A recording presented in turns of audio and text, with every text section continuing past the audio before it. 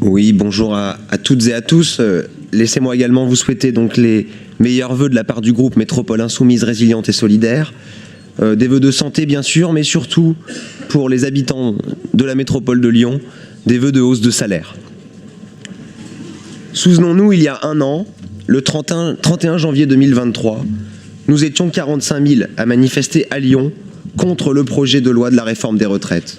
Et cette journée historique voyait quasiment 3 millions de travailleurs dans les rues de France pour protester contre cette injustice de faire travailler jusqu'à 64 ans le peuple français. Loi injuste et injustifiée, elle commence à porter ses effets et à toucher les plus précaires et les plus faibles, les femmes. Oui, d'abord les femmes qui font l'objet de carrières fractionnées, de temps partiel subis et de moindre rémunération que les hommes, et les ouvriers, dont, je le rappelle, l'espérance de vie en bonne santé est inférieure de 6 ans par rapport à celle des cadres. Alors cette réforme a changé la nature de la relation au travail, elle porte aussi ses effets sur les agents de la métropole. Et nous suivons avec attention les conséquences sur la santé de nos agents entre 60 et 64 ans. D'ores et déjà, nous anticipons que les arrêts pour des raisons de santé devraient augmenter sur cette tranche d'âge, car nous avons l'intime conviction que la pénibilité physique et psychique au travail s'accroît avec l'âge. Le bilan pour la sécurité sociale pourrait donc bien être complètement l'inverse de l'effet recherché et accroître les dépenses de solidarité par des gens épuisés par leur vie professionnelle, n'allant pas au bout de leur carrière.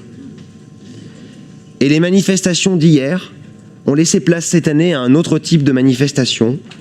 Le monde agricole est à l'os, il se réveille. Et il a bien l'air décidé de bloquer les lieux urbains de pouvoir que sont les grandes métropoles et Paris.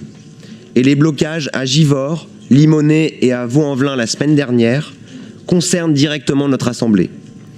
Rappelons qu'un tiers des agriculteurs vit sous le seuil de pauvreté et qu'en moyenne, il y a 2 suicides par jour dans cette profession en France. Alors reprenons ici les revendications de la Confédération paysanne. Petit 1, un revenu digne pour tous les paysans et les paysannes. Et petit 2, rompre avec le libre-échange. Et au-delà de la nécessaire augmentation des salaires de tous les travailleurs de ce pays, dont ceux du monde agricole, le deuxième point nous paraît particulièrement intéressant à analyser, car les mêmes qui, dans les territoires à droite et à l'extrême droite, poussent les agriculteurs dans des formes de revendications qu'ils critiquaient l'année dernière de la part des soulèvements de la terre, ces élus-là appartiennent et financent des partis politiques au niveau national et européen qui votent les accords de libre-échange et s'assoient ainsi sur le non du référendum du 29 mai 2005, ce non clair des Françaises et des Français au libéralisme inscrit au cœur des traités européens. Alors on peut saluer l'efficacité des blocages de la part des agriculteurs dans la lutte sociale. On peut d'ailleurs glisser ici qu'ils ont manqué à l'appel il y a un an, quand les débats sur la loi de la réforme des retraites avaient lieu et concernaient de manière universelle chaque Française et chaque Français dans son rapport au travail. Mais c'est bien à l'union des luttes sectorielles à laquelle nous travaillons pour unir le peuple dans une lutte plus globale, sortir du capitalisme financier qui s'est emparé de notre République en appliquant le programme de l'Union populaire, la révolution fiscale, la bifurcation écologique et la constituante, plus que jamais d'actualité. Alors le traitement médiatique et la réaction du gouvernement interrogent néanmoins quand des préfectures sont littéralement attaquées, comme cette explosion la semaine dernière à la direction régionale de l'environnement à Carcassonne, revendiquée par le comité d'action viticole. On a connu le ministre de l'Intérieur prompt à plus de fermeté pour condamner les violences.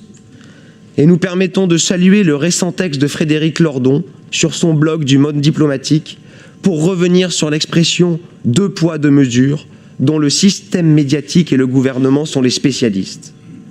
Le 2 poids, 2 mesures, c'est ce qui arrive quand les dominants sont menacés dans leur rôle de dominants, et la dérive extrême droitière du gouvernement se comprend aussi comme une exaspération générale de la domination quand elle vient à être attaquée.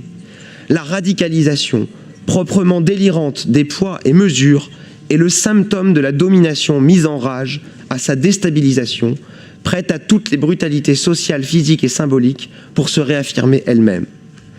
Ce qu'il faut se retenir, c'est que la domination est exaspérée de dominer. Et comme dirait l'autre, une situation pré-révolutionnaire éclate qu'entre ceux d'en haut n'en peuvent plus et ceux d'en bas n'en veulent plus. Alors je crois que depuis 2016, avec Nuit debout, puis les Gilets jaunes et les mouvements sociaux depuis la crise Covid, nous font penser que nous sommes bien rentrés dans cette phase. Je vous remercie. Merci.